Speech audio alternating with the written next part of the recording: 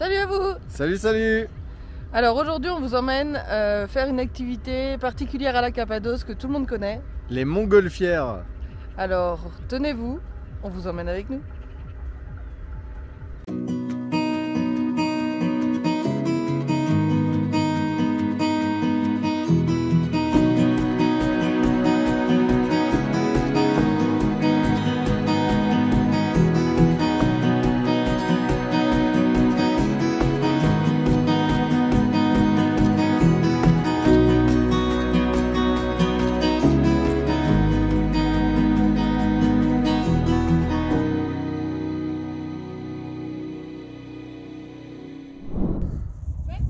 Bon voilà, on fait visiter à nos petits amis Turtle Trotter la ville de Mustapha Pacha qui nous a accueillis pendant ces 3 semaines. Là ils sont arrivés hier ou avant-hier.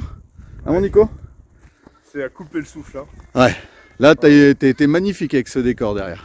C'est vrai, je suis beau. C'est gentil mon Ben. Ouais. Puis comme on est vendredi, et le vendredi c'est apéro. L'église Constantine Elena, qui est toujours ouverte aux visiteurs, est l'une des structures qui a survécu jusqu'à nos jours à Mustapha Pacha. Elle a été construite à l'époque ottomane en 1729. Malheureusement, il ne reste plus de scène claire des fresques de l'église planifiée en basilique avec une architecture en pierre de taille.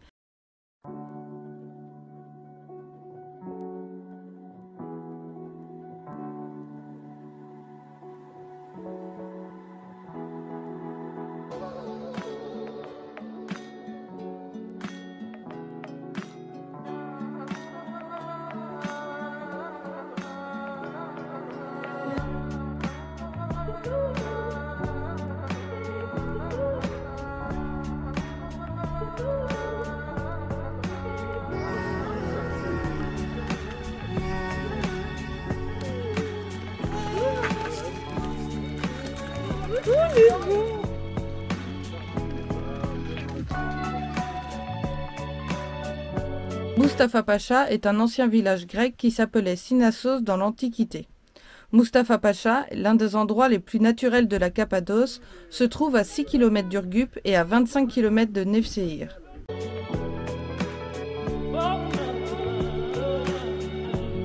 On part ce matin du coup faire le marché d'Urgup et après on vous emmènera visiter la Pigeon Valley et on est accompagné des Turtle Trotters.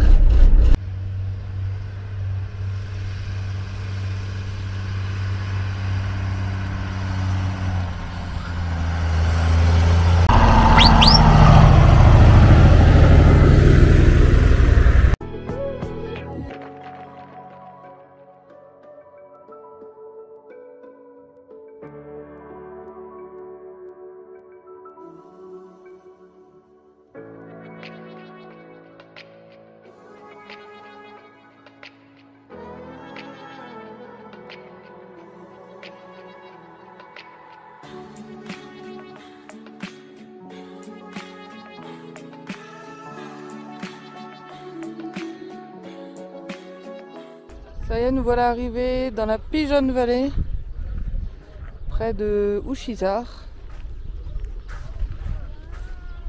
La Pigeon Valley, oui, mais pourquoi ce nom? Les pigeons étaient importants pour la région car la Cappadoce a un climat sec et aride. Pour rendre les terres plus productives, on utilisait la fiente, c'est-à-dire l'excrément de pigeon, un fertilisant naturel et super efficace. Les habitants riches ont alors commencé à creuser des pigeonniers dans les falaises de tuf. Leur hauteur permettait aux pigeons d'échapper aux prédateurs au sol. Il était aussi interdit aux hommes de chasser ces oiseaux. La façade des pigeonniers était également recouverte de plâtre glissant pour empêcher les bêtes de rentrer et de manger les animaux. Les pigeonniers de Cappadoce sont une véritable tradition de la région. L'élevage de pigeons faisait partie du quotidien des habitants depuis des siècles. Les enchères existent encore aujourd'hui et le prix pour un pigeon peut atteindre les 350 €. Les pigeons ne sont pas destinés à la consommation. Ils sont aujourd'hui surtout élevés pour leur beauté. Et il existe de nombreuses races, chacune avec ses propres couleurs.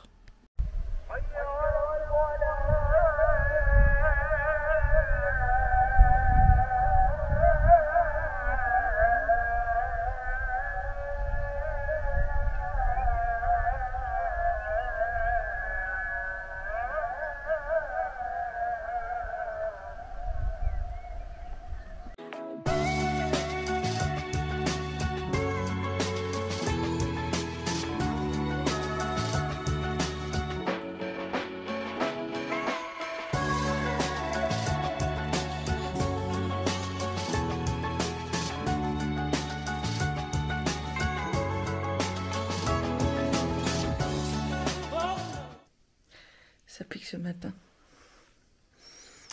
Bon, il est bientôt 4 heures.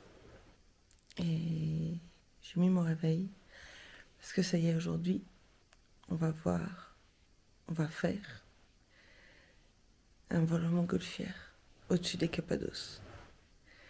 Donc le taxi, moi, la personne pour le transfert, parce que le transfert est compris dedans, vient nous chercher à 3h50. Ah, il vient nous chercher à 4h30. Donc dans une demi-heure. Donc voilà. Allez, c'est parti. On va se préparer. Bon, ça y est, il est 4h30. Il n'y a pas un bruit dans la rue. On attend le mec du transfert qui doit venir nous chercher. Et puis on est parti.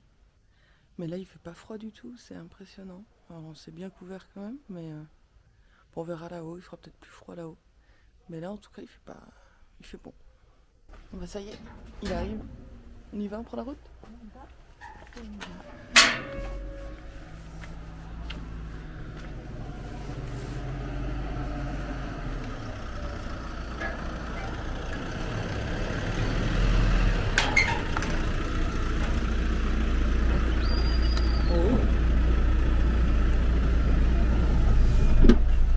Hello. Hello. Bonjour, bonjour. Ça Bonjour. va, bien dormi? Bien. Bonjour maman. Comment allez-vous? Ah bien, on attend ce moment avec impatience. Super.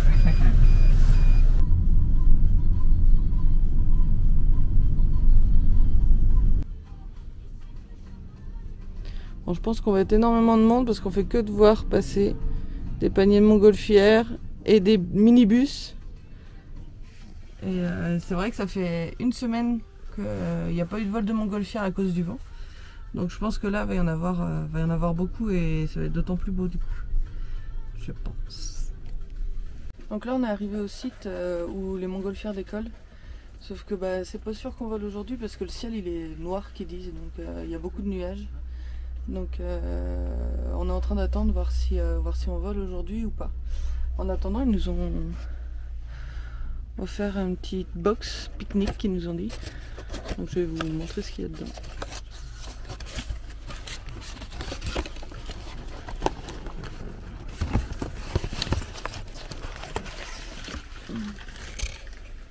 Un petit gâteau, un jus, et là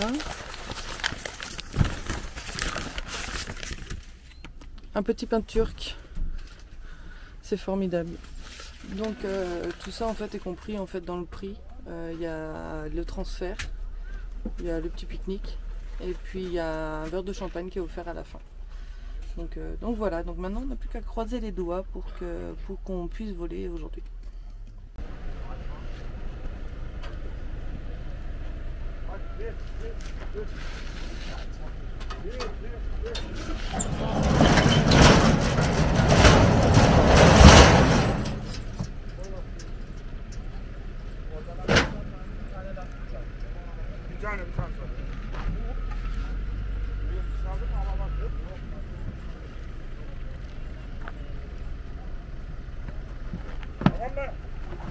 Tamam. Devam ki. Oh bien, je crois que ça veut dire que c'est tout bon, on vole aujourd'hui.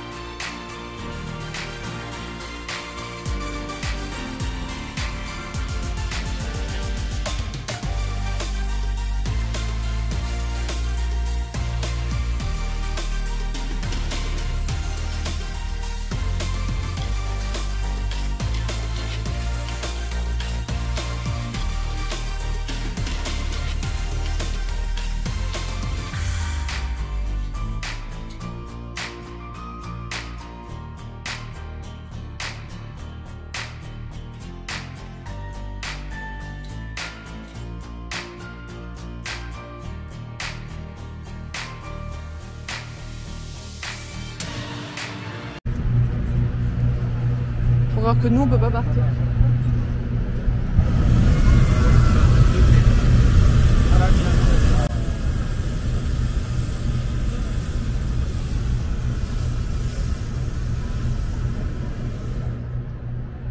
Ça va, rassurée quand même Catherine? Si c'est celle-là qu'on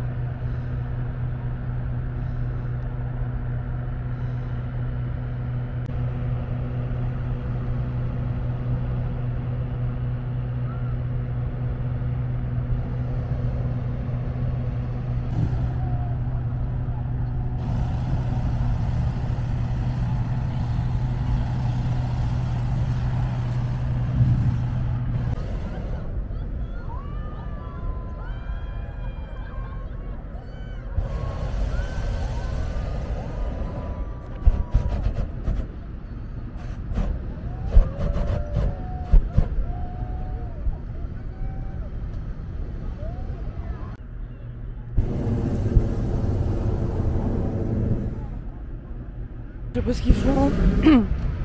Pour l'instant, nous, notre ballon, il est toujours par terre. Après avoir essayé de décoller une fois, je sais pas ce qu'ils font. Je sais pas si on va décoller ou pas. On verra bien.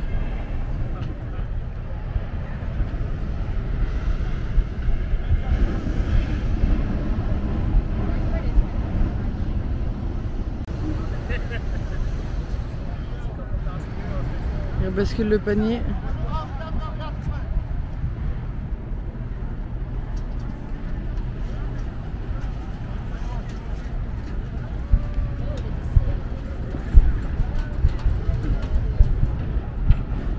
La ventilation est repartie.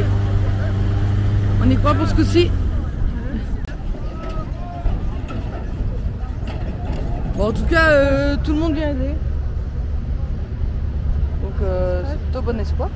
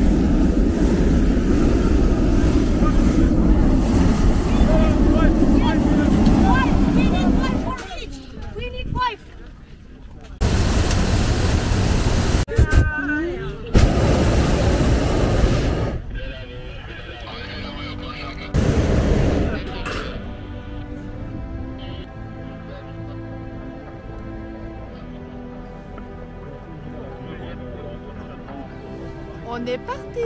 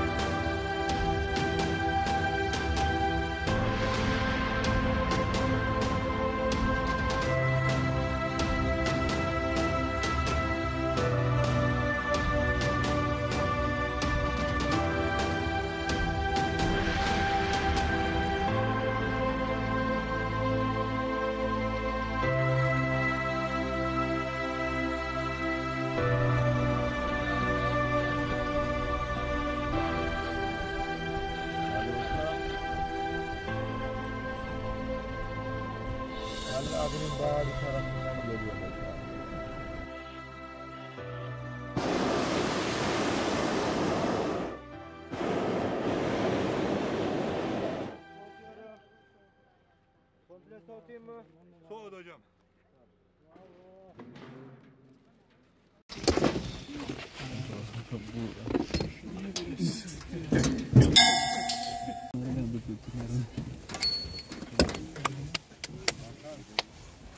Voilà, le petit vol en montgolfière c'est terminé, c'était super sympa, on a réussi à décoller, du coup on était super contents.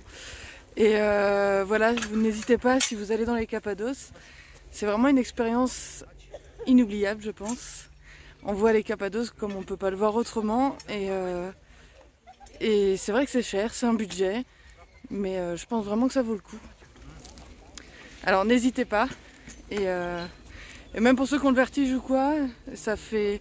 Il n'y a pas de sensation forte en fait, c'est une plénitude, c'est impressionnant. Donc n'hésitez pas si vous voulez le faire, moi je vous le conseille en tout cas. 4, 3, 2, 1, wow!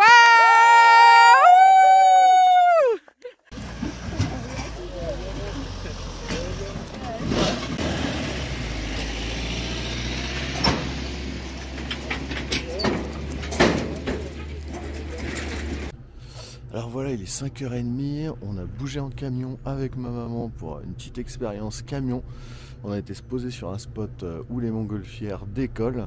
À défaut d'avoir volé, moi, hier, on va être là ce matin pour les voir décoller et faire admirer ça aux enfants. Le ciel a l'air super dégagé, vous voyez derrière moi, ça commence à se lever, il est 5h30, ça devrait être un superbe spectacle là, on vous montre ça. Je sais pas si vous pouvez entendre là les souffleries des ballons.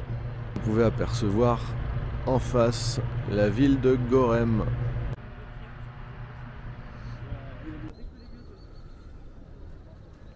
Alors là on va assister au décollage.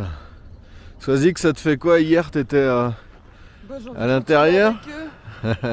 Non mais ce qu'il y a c'est que là il y a un temps super clair, ils vont avoir un super lever de soleil. Nous hier il faisait nuageux, du coup le lever de soleil c'était pas ça, et puis on a décollé plus tard parce que il y avait beaucoup de nuages, du coup c'était pas sûr qu'on décolle. Bref, mais ce matin c'est un truc de dingue, c'est vraiment magnifique. Et on a dit aux enfants, ils devraient pas tarder à venir voir, on les a levés tôt un peu.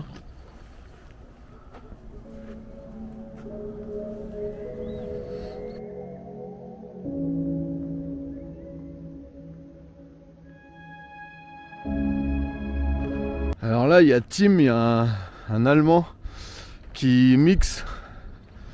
Et il voulait mixer pour le décollage des montgolfières. Donc on va voir un peu ce que ça donne.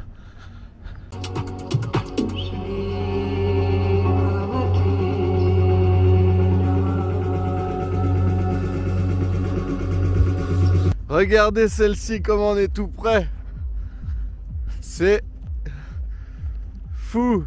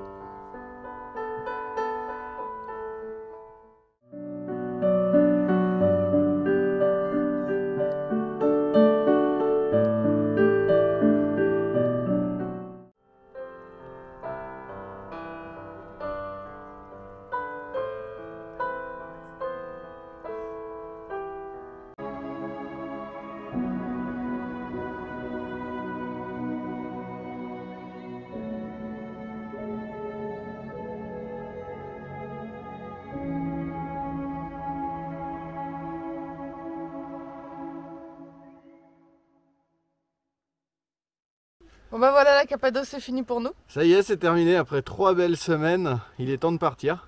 On a essayé de vous montrer dans les différentes vidéos qu'on a fait les principales choses, celles qui nous ont le plus marqué tout au moins.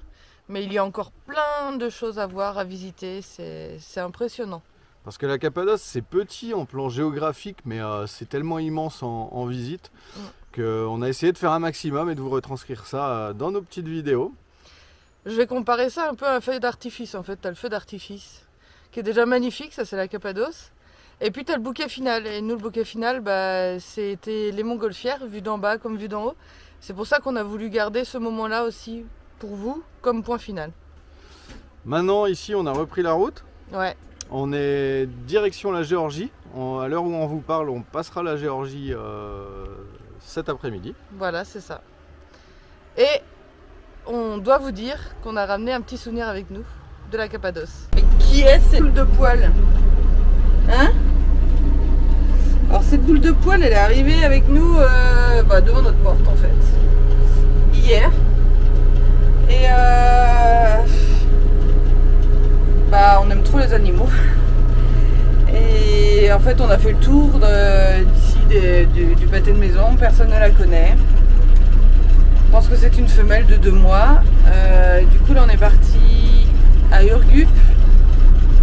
On va direction le vétérinaire pour voir si elle va bien, si elle est pucée, on ne sait jamais. Et puis voilà, voir ce qu'on peut faire ou quoi. Là on voit qu'elle a un gros bidon, donc on se pose si c'est les verres, si c'est normal, si voilà.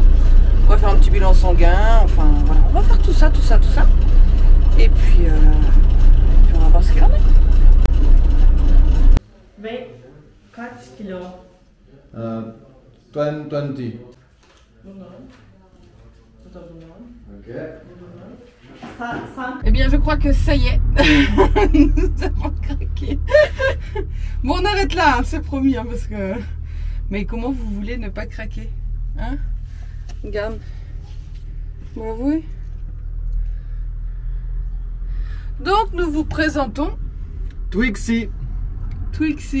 Bon c'est pas un accueil compulsif ou quoi que ce soit, c'est bien réfléchi. Sanka était habituée aux chiens de rue, elle est habituée à être avec d'autres chiens, ça va lui faire du bien. Et nous on s'était dit que 2 chiens pendant le voyage, en pensant à Junkie et un autre.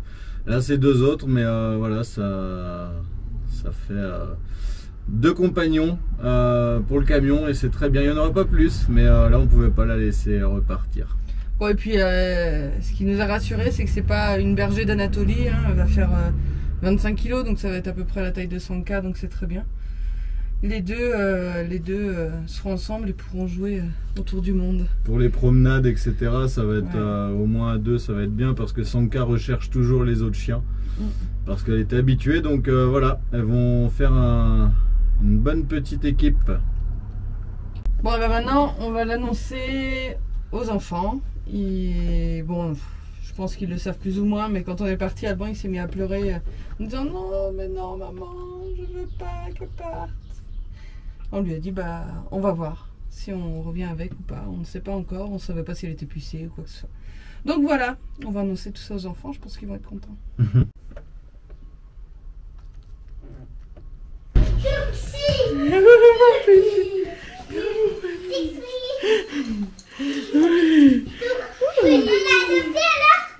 Eh bien oui, on l'a adopté, ça y est. Elle est à notre nom. Elle a eu sa petite puce. Twixie, hein? On vous présente Twixie.